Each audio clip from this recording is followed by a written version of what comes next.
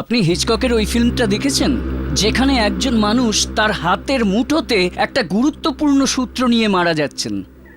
মারা যাবার ৩-৪ ঘন্টা পর খুনি তার মুঠোটা খোলার চেষ্টা করছিলেন, কিন্তু মুঠোটা খোলেনি, কারণ ওর পুরো শরীর শক্ত হয়েছিল। মুঠো খুলবার জন্য মৃতের একটা একটা করে আঙুল ভেঙে খুলতে হয়েছিল। দেখুন, হয় কি, মারা যাবার ২-৩ ঘন্টা পর আমাদের শরীরের মাসলস আস্তে আস্তে শক্ত হতে শুরু করে, পুরো শরীর আস্তে আস্তে শক্ত হতে শুরু হয়।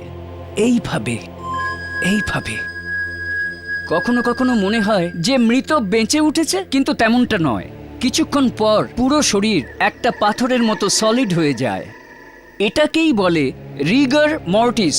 হ্যালো, আগে আমি শঙ্করের সাথে কথা বলতে পারি? হ্যাঁ, একটু আর্জেন্ট আছে, একটু ওকে ডেকে দিন।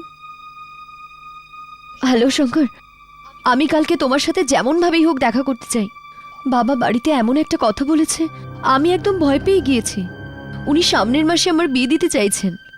উনি কারোর সাথে কথাও বলে ফেলেছেন, আর উনি চাইছেন যে আমি ছেলের সাথে দেখা করি, কিন্তু আমি না করে দিয়েছি। আমি ঘরে ঝামেলা শুরু করেছি।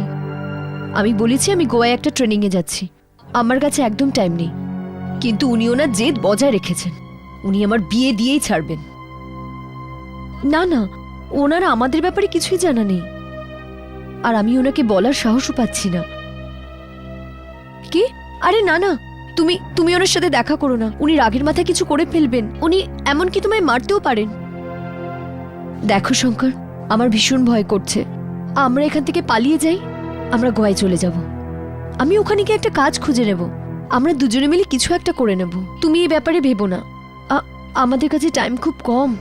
দেখো শঙ্কর, তুমি তুমি কালকে আমার সাথে কখন দেখা করছো? আচ্ছা আচ্ছা, 5টার সময় ঠিক ওই জায়গায়। আচ্ছা, কি বলছো? রিল্যাক্স?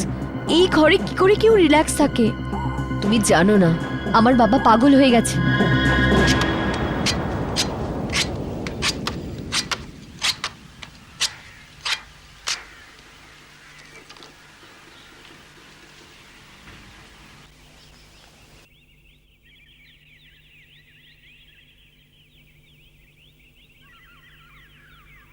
অলকা, কিছুদিন আগে আমি নিউজ পেপারে পড়লাম যে পুনাতে একটা নারকেলওয়ালা হঠাৎ পাগল হয়ে গেছে, আরো লোকেদের উপর হামলা করছে নিজের ওই লম্বা ছুরি দিয়ে, যেটা দিয়ে নারকেল কাটত। আর যতদূর মনে পড়ছে 2 জন লোককে মেরে দিয়েছে আর 8 ডজন লোককে ও ঘায়েল করেছে।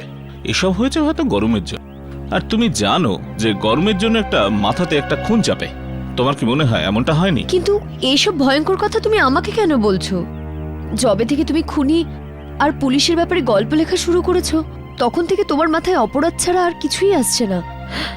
আর আমি যে নিজের ভবিষ্যতের ব্যাপারে ভাবতে ভাবতে পাগল হয়ে যাচ্ছি। অলকা, আসলে তোমার মনটা ঘোরাতে চাইছিলাম। সরি আর আমি এই বিয়ে টেনশনের কথাটা বলতে চাইছি না। কিন্তু আমরা পালাতে কেন পারবো না? আরে আমরা আর্য সমাজে গিয়ে বিয়ে করে নেব। আমি সাবালিকা, আর একবার যদি বিয়ে হয়ে যায় না, তো আমার বাবাও কিছু করতে পারবে না। আমরা এই কথা নিয়ে কতবার ঝগড়া করেছি, কতবার ডিসকাশন করেছি।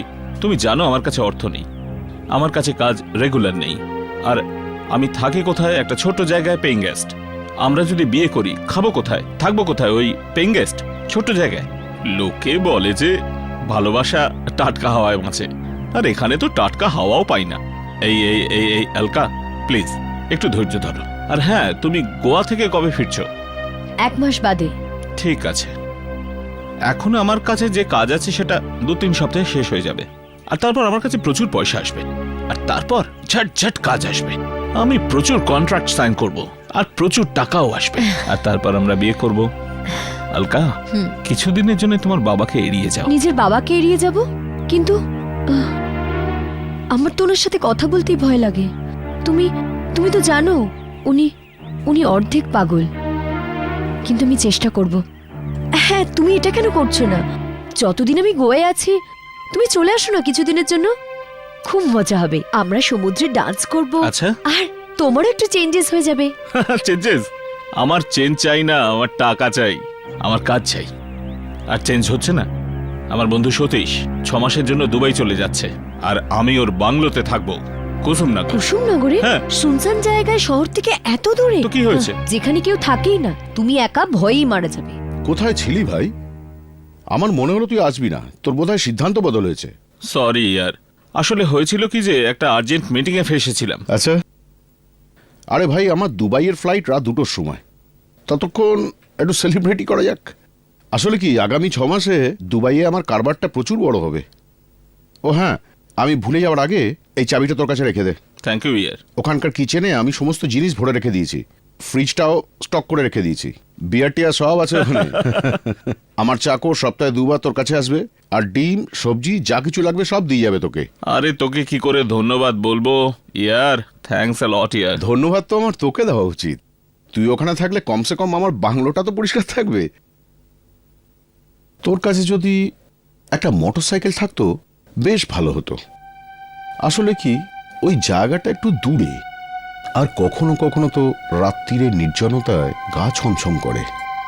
আর হ্যাঁ, ডু মি আ ফেভার, আসলে কি আমি এটাকে লকারে রাখতেই ভুলে গেছি। এটা আমি সঙ্গে করে তো নিয়ে যেতে পারবো না, তুই এটা রেখে দে। এটা কি পিস্তল? আসল নাকি রে? অফকোর্স আসল, একটু সাবধানে, লোডেড কিন্তু। আরে আমি তো জানতামই না যে তোর কাছে বন্দুক আছে। যখন আমি কুসুমনগরে যাই তখন এটা সাথে রাখি, এটা থাকলে নিজেকে অনেকটা নিরাপদ মনে হয়। বহুত ভারী রে। জানিস আমি জীবনে এই প্রথমবার বন্দুককে হাতে ধরছি। না রে ইয়ার, এটা তুই নিয়ে যা, আমি রাখবো না। আজব কথা বলিস তুই, এটা আমি আমার সঙ্গে দুবাই নিয়ে যেতে পারবো না। তুই কালকে যখন কুসুমনগরে যাবি এটা সঙ্গে নিয়ে যাবি।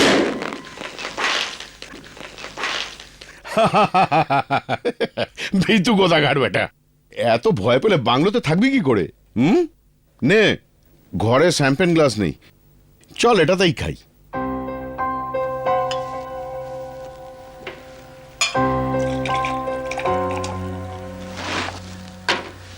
Cheers to my new assignment at Dubai and your career. Cheers. তারপর বল, কি করছিস? আমি আজকাল বই লিখছি। ওই আছে না ডিটেকটিভ পুষ্কর, আরে ও যে কেস সলভ করেছে সেটা ওই বইতে থাকবে। কি বলতো, হয়তো হতে পারে ইন্টেলিজেন্ট, কিন্তু লিখতে পারে না, ইউনো ল্যাঙ্গুয়েজ প্রবলেম। এটা ওই পুষ্কর সিনহাই না? হ্যাঁ হ্যাঁ, ওই পুষ্করই। শুনেছি ও একটু ক্র্যাক আছে। ও যে ডাক্তারের কাছে ট্রিটমেন্ট করানোর জন্য যায় সে আমার বন্ধু। ওই আমাকে বলেছিল যে 6-7 মাস পর্যন্ত অবজারভেশনে ছিলেন উনি, কিন্তু তবুও ঠিক হলো না। আরে না রে ইয়ার, কি কথা বলছিস? আরে আমি মানছি যে ও নিজের সম্বন্ধে বেশি কথা বলে, কিন্তু আমার সাথে একদম ঠিক থাকে। আরে পুরো পুলিশ ডিপার্টমেন্ট ওকে সম্মান করে। Anyway, have fun. আমি এখন যাব, তুই আজকে রাতে এখানেই থেকে যা, কাল সকালে চলে যাস। আর হ্যাঁ, বন্দুক সাবধানে। Hello, Pushkar Sinha speaking. হ্যাঁ হ্যাঁ, শঙ্কর কেমন আছো ভাই? কদূর হলো আমার বইটা? স্যার ওটা 1 সপ্তাহে তৈরি হয়ে যাবে স্যার। স্যার ওই আমি আপনার সমস্ত কেসগুলো থেকে ভালো ভালো কেসগুলো বার করে নিয়েছি স্যার, সেগুলোই ছাপবো। এক্সেলেন্ট। আচ্ছা শোনো, শনিবার আমার পাবলিশারদের সঙ্গে মিটিং আছে, তো আমি তোমার সঙ্গে থার্সডে দেখা করছি। আচ্ছা এই ঠিকানাটা কি বলেছিলে তুমি, যেখানে তুমি আজকাল থাকছো?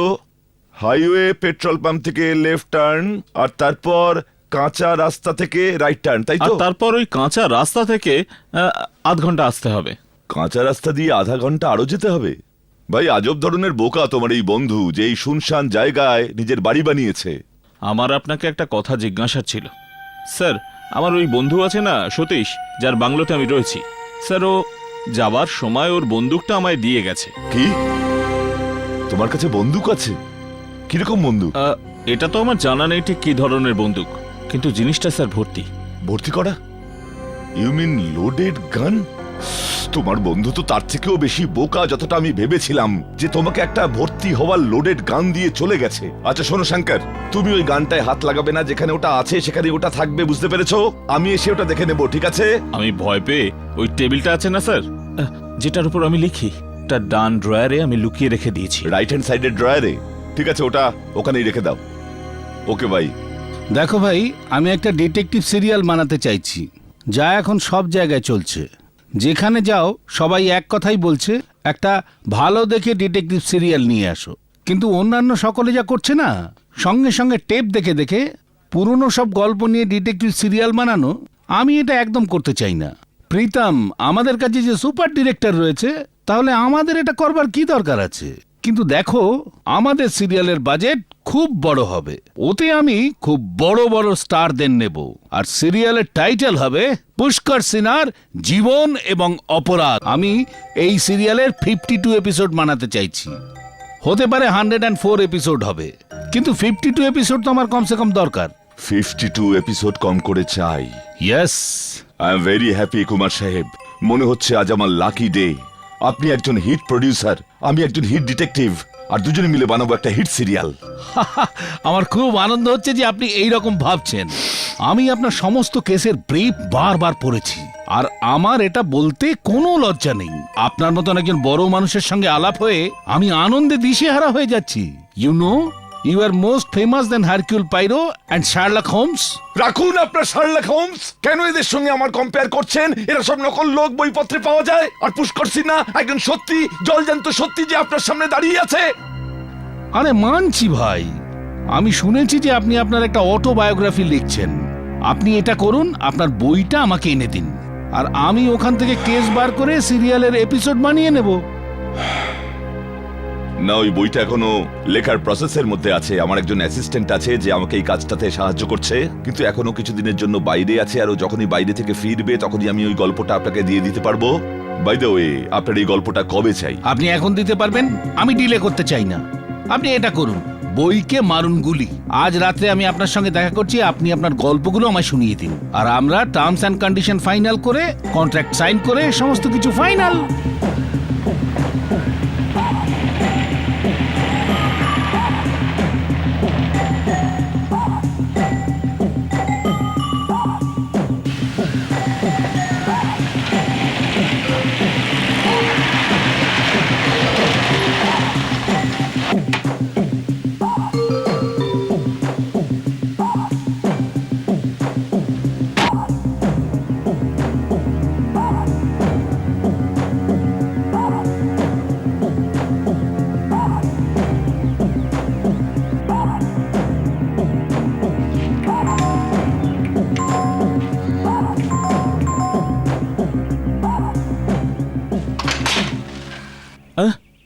আরে পুষ্কর স্যার, আপনি এখানে? আপনার তো বুধবার দেখা করার কথা। হ্যাঁ, কিন্তু শঙ্কর, হয়েছে কি, এমন একটা ভালো খবর পেয়েছি যে আমার মনে হলো এক্ষুনি তোমাকে সেই খবরটা জানানো দরকার। আচ্ছা, শেষমেশ ভেতরে আসুন তো স্যার। আসুন আসুন স্যার, আসুন আসুন না, আমি জল নিয়ে আসছি। 1 মিনিট স্যার।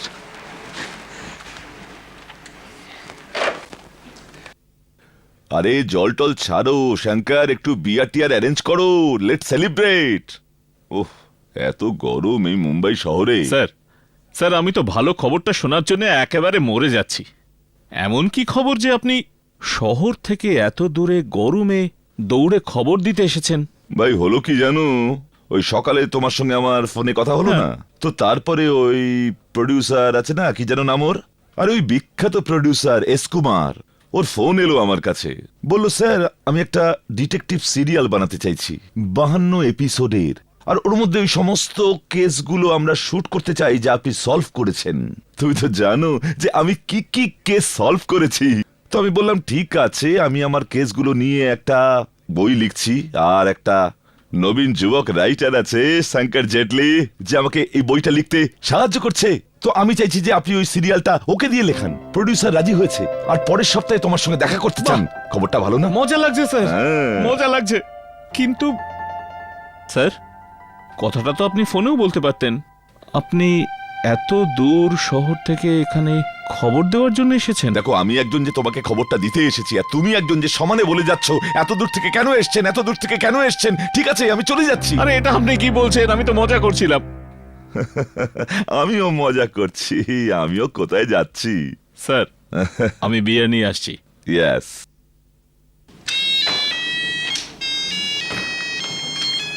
আচ্ছা দেখো, ব্যাপারটা হলো আজ সন্ধেবেলায় ওই প্রডিউসার আমার সঙ্গে দেখা করতে আসছেন, আর আমি চাইছি আজ পর্যন্ত আপনার যা যা লিখেছি তার একটা কপি ওনাকে দেওয়া হোক। হ্যাঁ, আর আরেকটা কথা, তোমার টাকা পয়সার কথাটাও আমাকে বলতে হবে। আমি জানি you are a poor salesman, খুবই আনাড়ি তুমি। আমি তোমাকে একটা এপিসোডে 25,000 পাইয়ে দেবো। 25,000? ইয়েস। ফ্যান্টাস্টিক। কিন্তু প্রডিউসার কি এত টাকা দেবে? আরে দেবে কি, ওর বাপ দেবে। আরে ওইসব তুমি আমার উপর ছাড়ো। চিয়ার্স ফর এ বুকের উপর একটা সুপারহিট সিরিয়াল। চিয়ার্স। আরে এর থেকে ইন্টারেস্টিং ডিটেকটিভ স্টোরি উনি আর কোথা থেকে পাবেন? 30 বছরে আমি কত রকম বিচিত্র কেস সামলেছি। থিতিয়ে যাওয়া মার্ডার কেস আমি এইভাবে তুড়ি মেরে সলভ করেছি, আর এসব প্রথমবার পাবলিকের সামনে আসবে। ব্যাস শঙ্কর, একবার এই সিরিয়ালটাকে এয়ারে আসতে দাও, তারপর দেখবে শার্লক হোমস পর্যন্ত আমার পায়ে এসে পড়বে।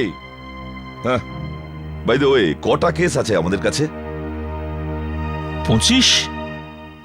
এটাই আন্দাজ করেছিলাম আমি, 25। আর ওনার চাই 26। 26টা গল্প নিয়ে 52 এপিসোড করবেন উনি। এমনটাই হয়ে থাকে, একটা গল্প 2 এপিসোড। স্যার, আপনার 70টা কেস এখানে আছে। আমি তো 25টা এই জন্য বলেছি যে ওগুলো হলো বেস্ট কেসেস। স্যার, আমি বাকিগুলো থেকে আর একটা খুঁজে বার করছি। 1 মিনিট স্যার, আমি দেখছি ওটা। এই নোটস। হ্যাঁ স্যার। স্যার, বরং এটা আমি জলদি পড়ে দেখে নিচ্ছি। হ্যাঁ দেখো, আর একটা জিনিস মনে রাখবে, সব থেকে ভালো গল্প সবার আগে রাখবে। Beginning is very important, well began is half ডান। ব্যাস একবার সিরিয়ালটা চলতে শুরু করলেই তখন যে কোনো গল্পই চলবে। আমি জোকারদের একবার দেখিয়ে দিতে চাই যে ভালো ডিটেকটিভ সিরিয়াল কিভাবে বানাতে হয়। প্রথমে CLIR এর উপর আমার বই আসবে মার্কেটে, আর জানো বইয়ের টাইটেল কি হবে?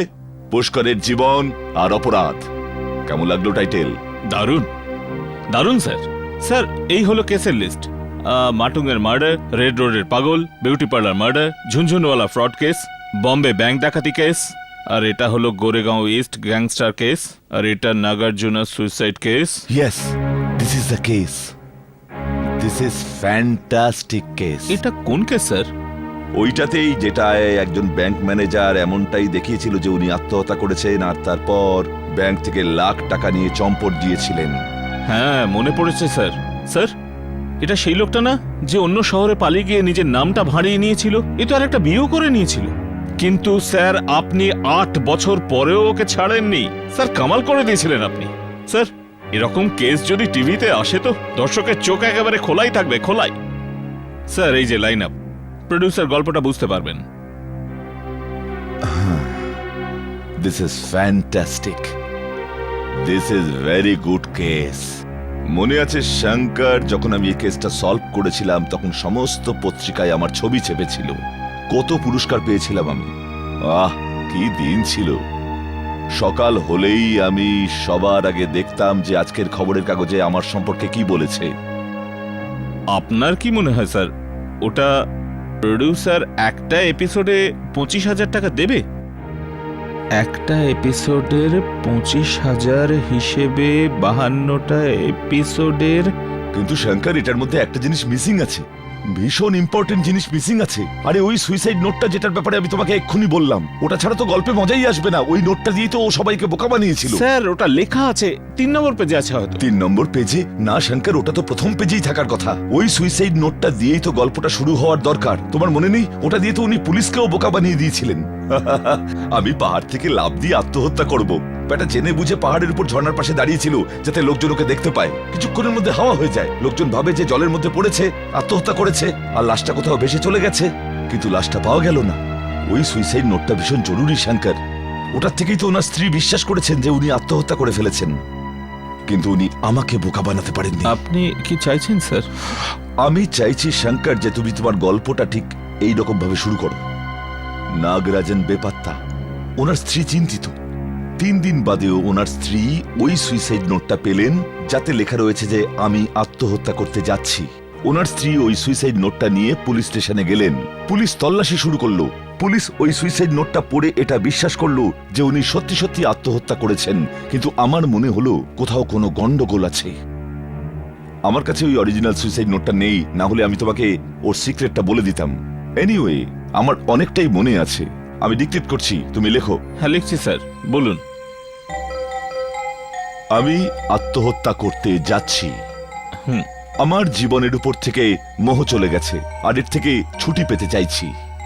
আমি জানি যে আমার এই নেওয়া সিদ্ধান্তে চারপাশের লোকজনদের খুবই সমস্যা তৈরি হবে, কিন্তু আমার কাছে আর কোনো উপায় নেই, কারণ আমি আমার ক্যারিয়ারে আর কোনো উন্নতির সম্ভাবনা দেখতে পাচ্ছি না। আরে এমন কিছুই লিখে দাও ভাই, তুমি তো নিজেই রাইটার, খানিকটা মাথাটা ঘামাও, একটা দুঃখজনক সুইসাইড নোট বানাও, কিন্তু একদম সত্যি যাতে মনে হয়। আমি লিখে দিচ্ছি স্যার।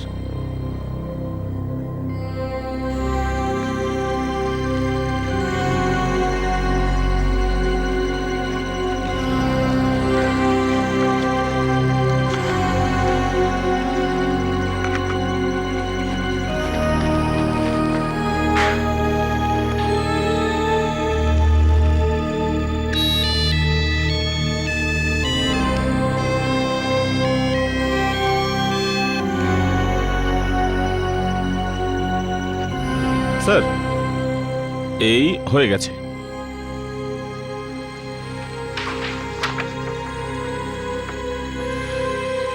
খুব ভালো, মোস্ট পারফেক্ট সুইসাইড নোট। আর বিয়ার আছে ফ্রিজে? ভাববেন না, ভর্তি পড়ে আছে স্যার। 13 লাখ সেলিব্রেট করতে হবে। 13 লাখ? হ্যাঁ স্যার, 25,000-এর হিসেবে 52 এপিসোডে 13 লাখ হয়। স্যার আমি নালাসোপাড়াতে একটা ফ্ল্যাট কিনতে পারবো।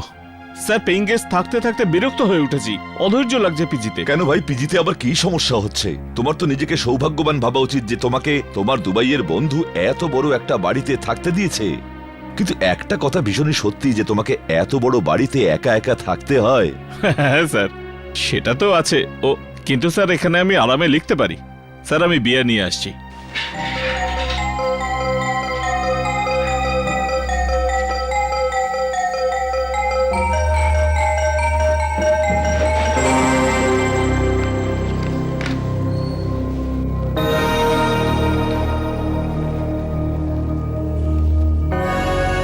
তাহলে এটাই সেই পিস্তল যেটা তোমাকে তোমার বন্ধু দিয়েছে প্রোটেকশনের জন্য? হ্যাঁ স্যার, সতীশ বলেছিল যে ইয়ার তুই রেখে দে, কখনো কাজে আসতে পারে। কিন্তু ফ্র্যাঙ্কলি স্পিকিং স্যার, আমি এটাই কখনো হাত লাগাবো না। স্যার এটা সামলে স্যার, লোডেড এটা। হ্যাঁ, লোডেড, শুট করার জন্য তৈরি। বসে যাও শঙ্কর, আমি তোমাকে গুলি করতে যাচ্ছি। স্যার স্যার এটা প্লিজ স্যার, এটা ড্রয়ারে রেখে দিন স্যার। ওটার নিশানা যখন আমার দিকে হয় তখন আমার খুব অদ্ভুত লাগে স্যার। স্যার আমি এই মজাটা পছন্দ করছি না স্যার।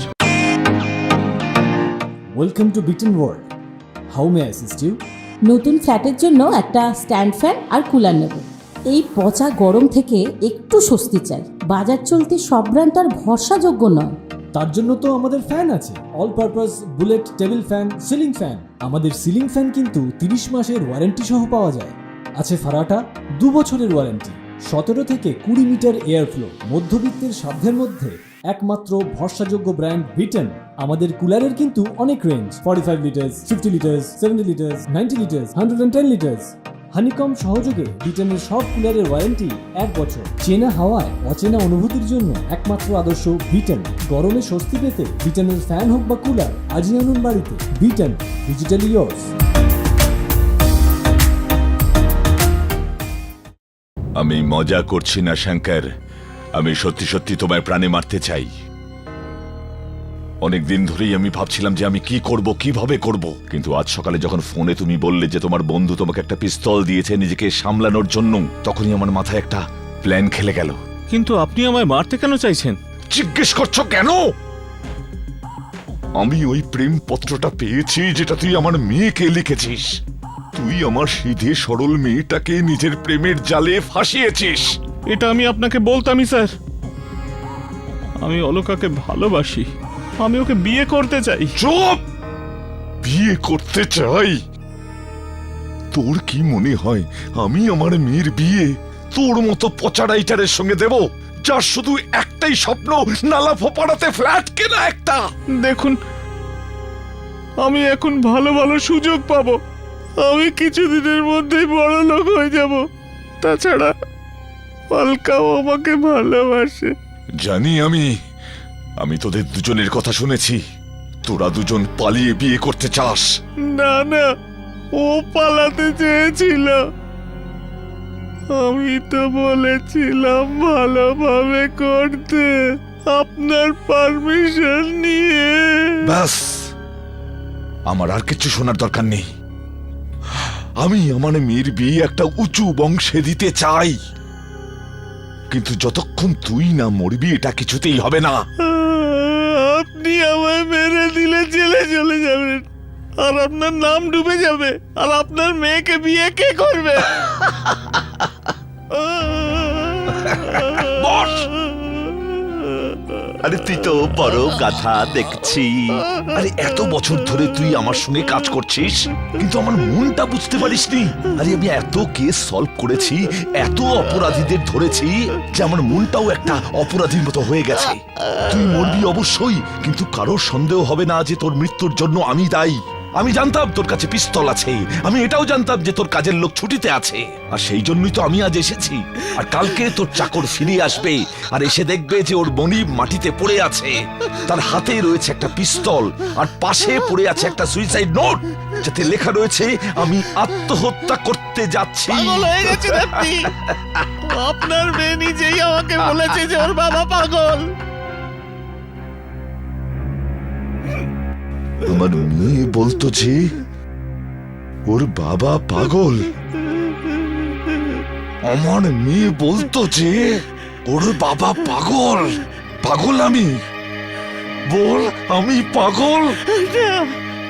না, আমি কিছু বলিনি। আমি একটা পাগল। না।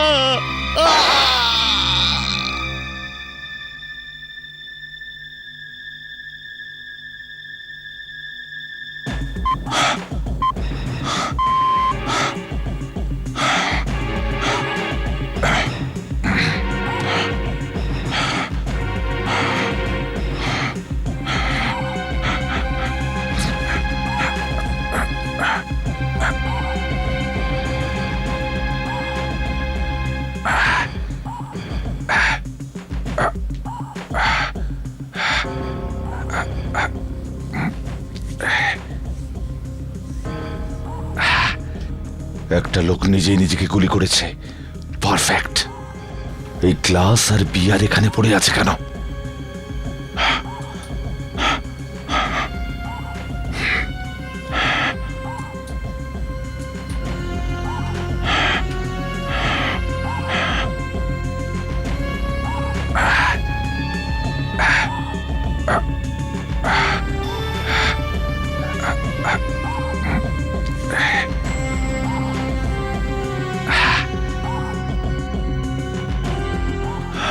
Perfect murder case. Suicide note. এই সুইসাইড নোট। আমি আত্মহত্যা করতে যাচ্ছি। আমার নিজের জীবনের উপর থেকে মোহ চলে গেছে, আর আমি এখন এর থেকে ছুটি পেতে চাইছি। Nagarjun suicide case. এই তো ফাইলটা। Nagarjuna suicide case. নাগার্জুন, এবার তোমার সুইসাইডের আর কোনো দরকার নেই। এটা তোর দরকারই নেই, কোনো দরকার নেই। ইয়েস।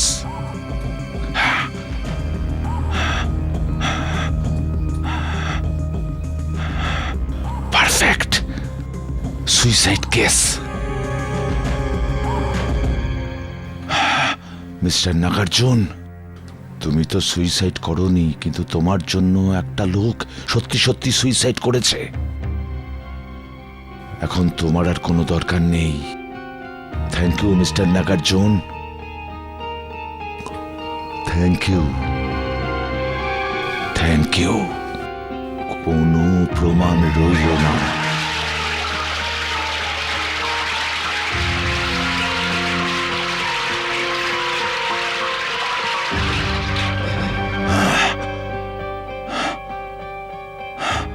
নিজেই নিজেকে গুলি করে দিয়েছে। Good, very good. আমার মেয়েকে বিয়ে করবে।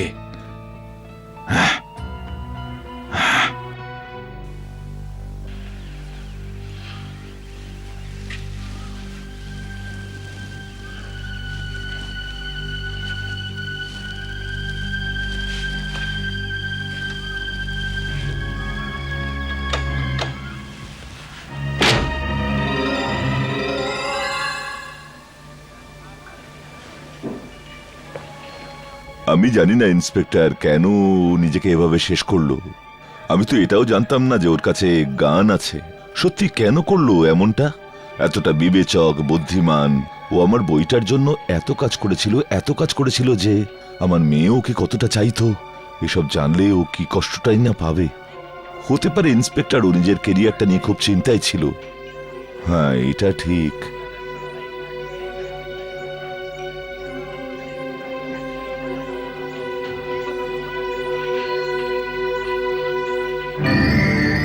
আরে, আমার লাইটার!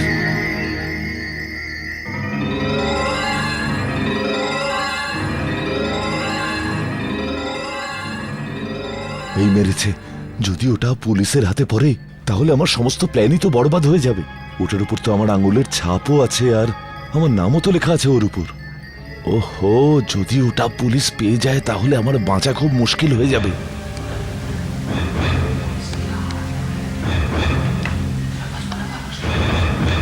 ও গড, এত তাড়াতাড়ি পুলিশ আমার কাছে চলেও এলো। আরে হ্যালো মিস্টার সিনহা। হ্যালো। আরে রানী, আপনি চিনতে পারলেন স্যার? পুলিশ ট্রেনিং স্কুলে আপনি আমাকে ট্রেনিং দিয়েছিলেন। হ্যাঁ হ্যাঁ, সত্যি তো। কিন্তু আপনি এখানে এখানে কি করছেন? আপনি তো শিখিয়েছিলেন স্যার, এই সমস্ত জায়গায় এক দুবার চক্কর কাটলেই একটা দুটো আসামি হাতে চলেই আসে। আমি এখানে এলাম কেন?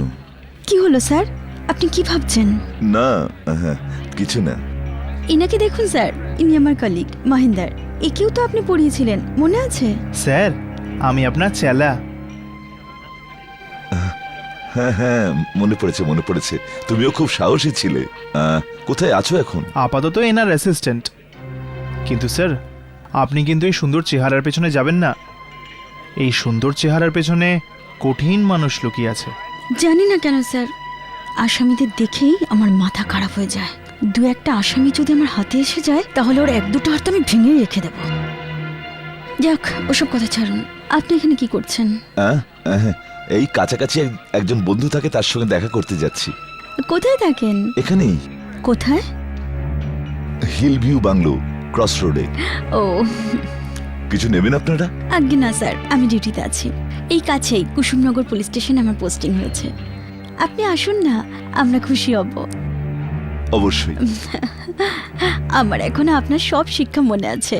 কিভাবে আসামিদের কাছ থেকে দোষ স্বীকার করানো যায়, কিভাবে সাক্ষীদের সাথে কথা বলতে হয়, আর কিভাবে কোনো প্রমাণ ছাড়াই আসামি পর্যন্ত পৌঁছানো যায়, সবকিছু। আচ্ছা, আমরা এখন আসি। আপনার সাথে দেখা হয়ে খুব ভালো লাগলো। আমিও কিছুক্ষণের মধ্যে বেরোবো। Good bye. Bye. Okay sir.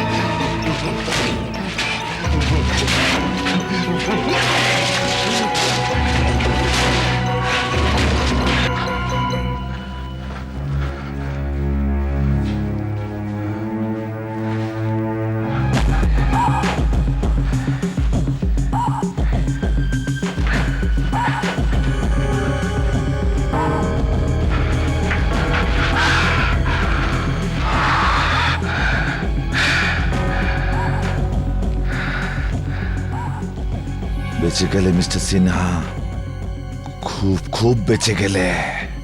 যদি এই লাইটার কথাটা তোমার মনে না পড়তো তাহলে নামটা তো পাওয়াই যেত এখান থেকে।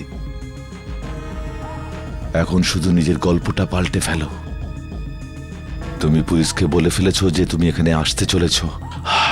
দরজা তুমি ভেঙে ফেলেছো। এই অনুযায়ী পুরো গল্পটাকে পাল্টাতে হবে।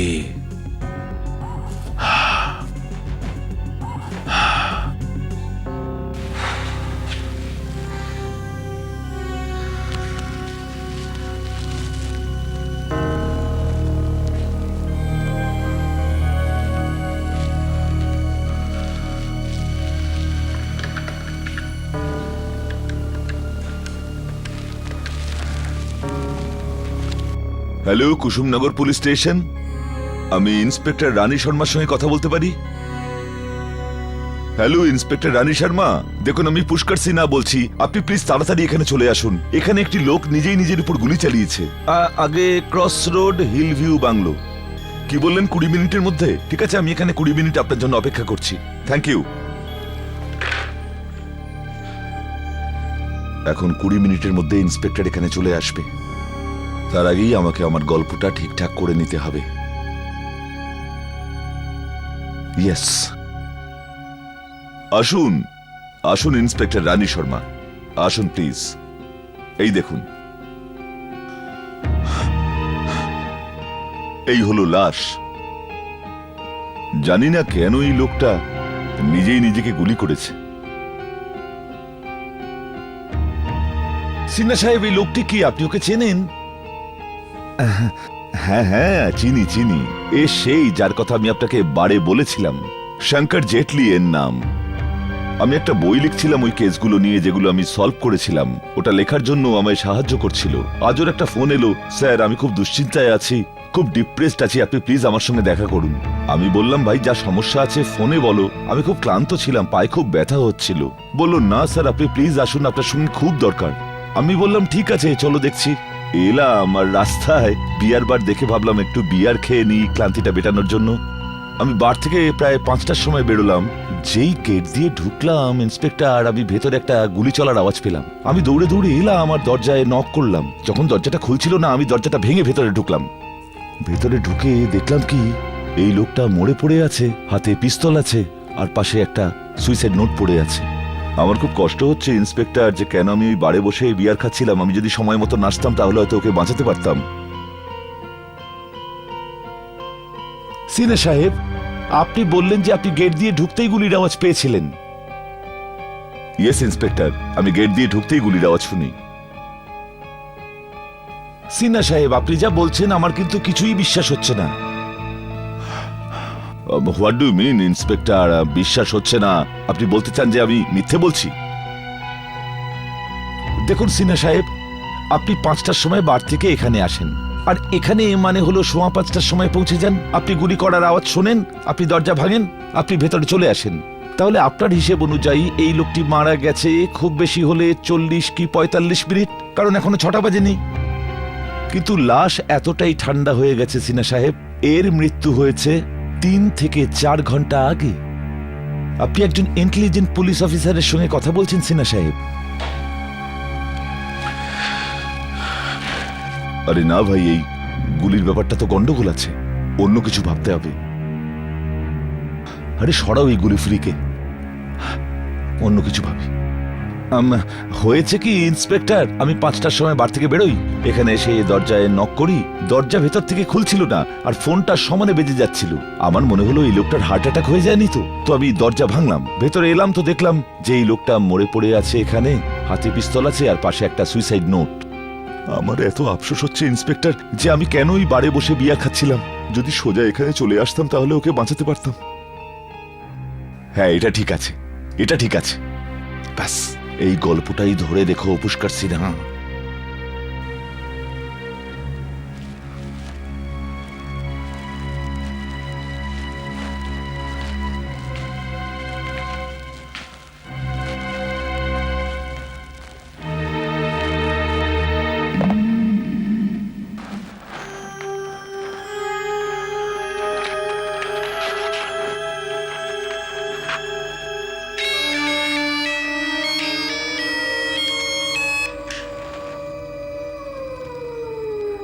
পুলিশ আসছে সিনহা সাহেব, তোমার আসল টেস্ট এবার শুরু হবে।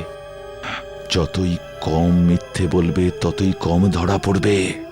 খালি একটা গল্পেই দাঁড়িয়ে থাকো আর মাথাটা একটু ঠান্ডা রাখো, সব ঠিক হয়ে যাবে।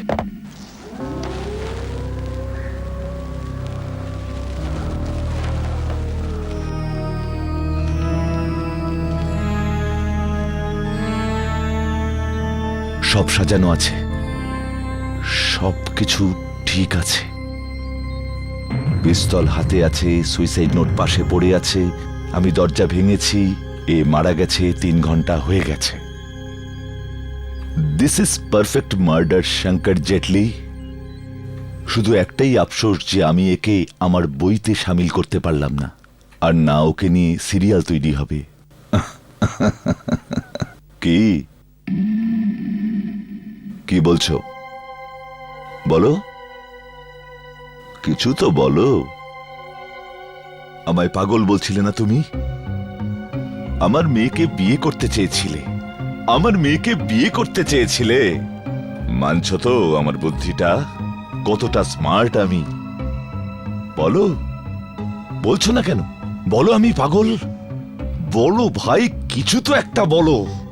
আর কিছু নেই তো এটাই বলো। কনগ্রাচুলেশন সিনহা সাহেব, কনগ্রাচুলেশন সিনহা সাহেব। বলো কনগ্রাচুলেশন সিনহা সাহেব।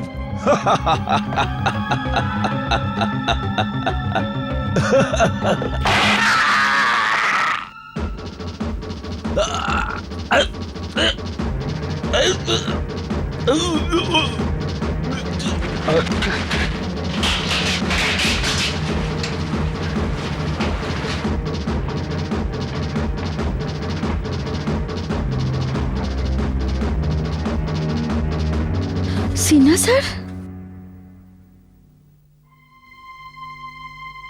ও মাই গড, উনি তো মারা গেছেন। উনি তো ফোন করে আমাদের এখানে ডাকলেন, ওনাকে কি মারলো? কিন্তু গুলি চলার আওয়াজ তো এক্ষুনি শুনলাম। আমি দেখছি।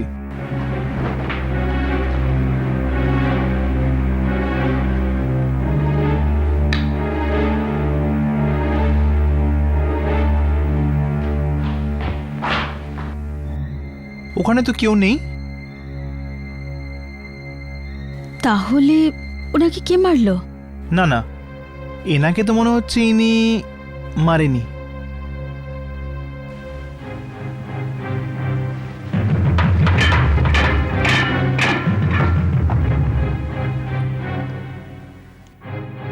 এর মৃত্যু তো 2-3 ঘন্টা হয়েছে। লাশ খুব বাজেভাবে বেঁকে আছে, রাইগার মর্টিস হয়েছে। এই সিনহা স্যারকে মারেনি। কিচ্ছু বুঝতে পারছি না যে পুষ্কর সাহেবকে কে মারতে পারে। হ্যাঁ স্যার, আরে মাথা খারাপ করে দিয়েছে। শঙ্কর মোড়ে পড়ে রয়েছে, ওর হাতে রয়েছে পিস্তল, টেবিলে সুইসাইড নোট পড়ে রয়েছে, ওর নিজের হাতে লেখা। এর মানে শঙ্কর আত্মহত্যা করেছে, আর জোরে গুলি লাগার ফলে তাইও চেয়ারের সাথে একেবারে পেছনে গিয়ে পড়ে গেছে। যে গুলিটা দিয়ে শঙ্করের মৃত্যু হয় সেই গুলিটা সোজা দেওয়ালে গিয়ে লাগে, আর অন্য গুলিটা যেটা দিয়ে পুষ্করবাবু মরেছেন সেটা ওপরে ছাদে গিয়ে লেগেছে। কিন্তু এটা আপনি কি করে বলতে পারেন যে গুলিটা ছাদেই লেগেছে আর ওই গুলিতেই পুষ্কর সাহেব মারা গেছে? আমরা ব্যালিস্টিক এক্সপার্টের রিপোর্ট পেয়েছি, যেটা অনুযায়ী দুটো গুলি একই পিস্তল দিয়ে চালানো হয়েছে, যেটা শঙ্করের হাতে ছিল। যে গুলিটা দিয়ে পুষ্করবাবুর মৃত্যু হয় সেটা ওনার বুকে লেগে আর পিঠ থেকে বেরিয়ে সোজা ছাদে গিয়ে লাগে। বুকের চোট, পিঠের চোট আর ওপরে ছাদে লাগা গুলির চিহ্ন, এই তিনটেকে যদি আপনি একসাথে একটা লাইনে নিয়ে আসেন তবে এটাই প্রমাণ হয় যে যখন পুষ্করবাবুর গুলি লাগলো তখন উনি সামনের দিকে ঝুঁকে পড়েন, আর গুলি মানে নিচে থেকে সোজা চলে যায়। ও আই সি। এবার দেখো, শঙ্করের মৃত্যু 3:30 নাগাদই হয়েছে, আর তুমি পুষ্করবাবুর সঙ্গে 5টার সময় বাড়ি দেখা করেছ, রাইট? যখন উনি শঙ্করের সঙ্গে দেখা করতে যাচ্ছিলেন। মাইন্ড ইউ, যখন তুমি পুষ্করবাবুর সঙ্গে দেখা করলে তখন শঙ্কর অলরেডি মারা গেছিল। 5:30টার কাছাকাছি পুষ্করবাবু একটা ফোন করেন আর বললেন শঙ্কর মরে পড়ে আছে। 6টার সময় গিয়ে ওখানে পৌঁছালে, আর ওখানে গিয়েই তুমি গুলি চলার আওয়াজ শুনলে। হ্যাঁ স্যার, আমি দৌড়লাম। ওখানে বাংলোতে ঢোকার তো একটাই রাস্তা ছিল, যেখানে দরজাটা ভেঙে পড়েছিল, আর ওখানে তো দ্বিতীয় কেউ ছিল না। আর ওখানে যদি কেউ থাকতো তাহলে আমি তো দেখতে পেতাম। আর ওখানে তো শুধু পুষ্কর সাহেব আর শঙ্করের লাশ পড়েছিল। ওখানে যদি আর কেউ না থাকে তো গুলিটা চালালো কে?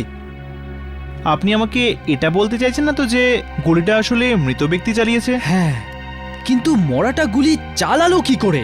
আমি বলছি কি করে মৃতদেহ গুলি চালিয়েছে। মৃতদেহ রিগার মর্টিসের জন্য গুলি চালিয়েছে। যেমনটা আমি প্রথমেই বলেছি, রিগার মর্টিসের জন্য মৃতের শরীর ঠান্ডা হতে থাকে, আস্তে আস্তে শুকিয়ে আসে আর পাথরের মতো শক্ত হয়ে যায়। কিন্তু শুকিয়ে আসার জন্য বডির পজিশন বদলায় না, ও যেরকম ছিল সেরকমই থাকে। দেখুন, শঙ্কর প্রায় 3টের সময় মারা গেছে, আর আস্তে আস্তে 2-3 ঘন্টার মধ্যে ওর শরীরের সমস্ত মাংসপেশি অর্থাৎ মাসলস শক্ত হয়ে যায়।